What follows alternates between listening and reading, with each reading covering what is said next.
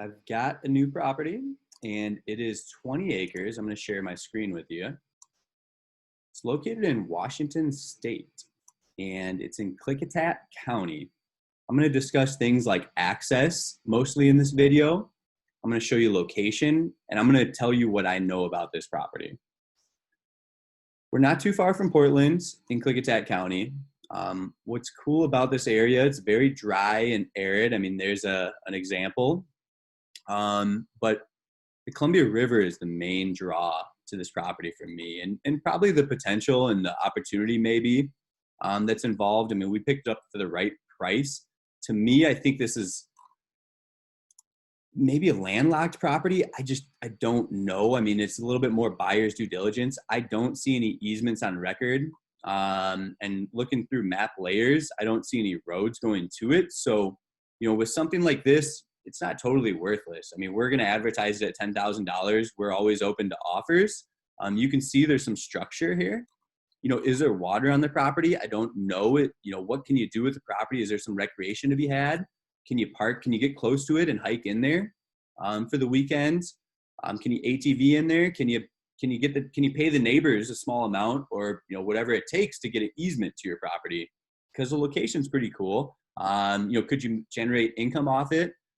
With a windmill farm? I mean, these are all questions, right? Farming, things like that. So I'm in Klickitat County's GIS, and the way I got here was searching the parcel ID, which will be on the website inside of our listing.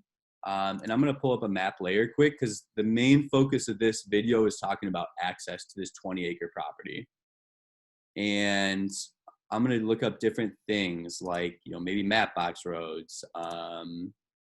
Let's see what this shows. Let me get off of this and I'm going to give me a minute here to just play around with this. See if I can get anything to show up.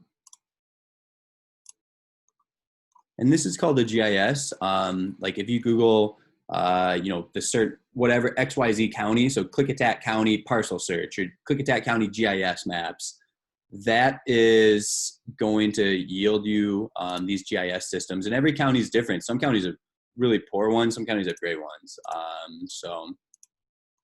I mean, I added a roads layer. So we'll see. We'll see what this yields, if anything. I don't see much. This is showing it's a creek. You see that blue line? You can't see it that well. Showing it's some sort of creek. I wonder if there's, yeah, so that's what we have here. That's a legend for a creek. So, maybe there is some fun to be had on this property, and that's something you could look into. I've been told before that in Washington, you can't prohibit access to somebody's land. You can prohibit putting a road in and somebody driving through other properties, but is there an opportunity to park somewhere here? I mean, I think this is a campground and a boat launch. I'd have to look into some more of this. Is there an opportunity to park somewhere around here and, walk this creek up, walk through here? Like I said, can you buy an easement from your neighbors to get up into your property? Maybe they charge you $500, maybe they charge you $5,000. I mean, these things I don't know. I don't have the answers to, but the opportunity could be there, for the right person. This is owned by Denise Morris, right? So it looks like private ownership. This is our property as a reminder. Adjoining is the Yakima Indian reservation, or this is owned by the tribal. And so, there's going to be different probably laws on that. I don't know. This is USA land, so this is Gov land, and I think this actually is where that boat launch is, or maybe a campground. So there is someplace near it, and we can see it better on Google Earth. I believe it's right here. So like I said, that could be an opportunity.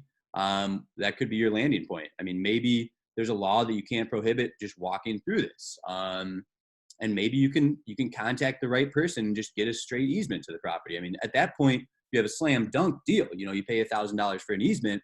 This property is worth a lot more than what you paid for it from us, because we're not gonna do that. And the proximity to getting on a larger, stretch of river here, or creek, I should say, Rock Creek, into the Columbia River is pretty enticing in my opinion. And we will zoom out again and show us one last look. This is Google Earth. This is an overlay is what it's called. So we're just trying to, they're laying down plat maps on top of Google Earth imagery. And that's county public. I have a third-party app I use. So again, I believe this is that. You can see the structure here. So this is being used, obviously, and this is BLM lands. You can see that, and this is also being used. I wonder who owns this property. Let's see if I can zoom out and find that, or go on here.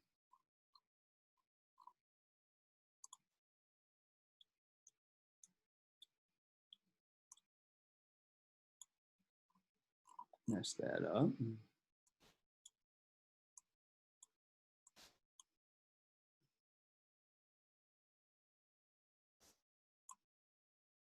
Okay, so this is a BLM property. As a reminder, this is our property, Wilco's property.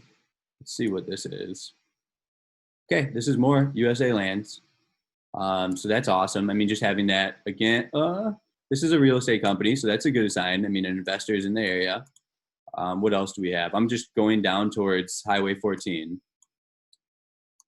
And here we go, another USA property. So this is all public lands, basically going up to right here, and then you hit the Yakima Indian Nation, and then you hit our property. So going this way, away from our property, again, that real estate company, I mean, these are people that might be interested in selling an easement off. This is Rock Creek Road. So there's some things to look into. Obviously, there's a lot of research and due diligence involved in this. And that's something, I mean, there's a reason that we're not doing it and having it priced this way. I mean, we want to keep our resources tight and a little bit more of a buyer's due diligence model. You're welcome to go visit or do your best, I guess, scope it out and try and visit this property. So we're going to share this type of link. It's called a Google Earth link in our listing. And I haven't even showed you this yet, but the photos, I thought that was kind of cool. I mean, this is kind of what we're looking at here in the area. But looking at Google Earth, like identify natural features in the landscape.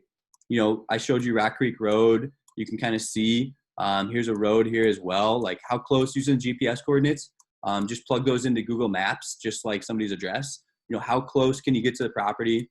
You know, where's some potential routes to walk in? You know, is this like I said, this is all BLM land. Like, is this a campground? I don't know the name to it. I'm sure one of my customers will give it to me at some point.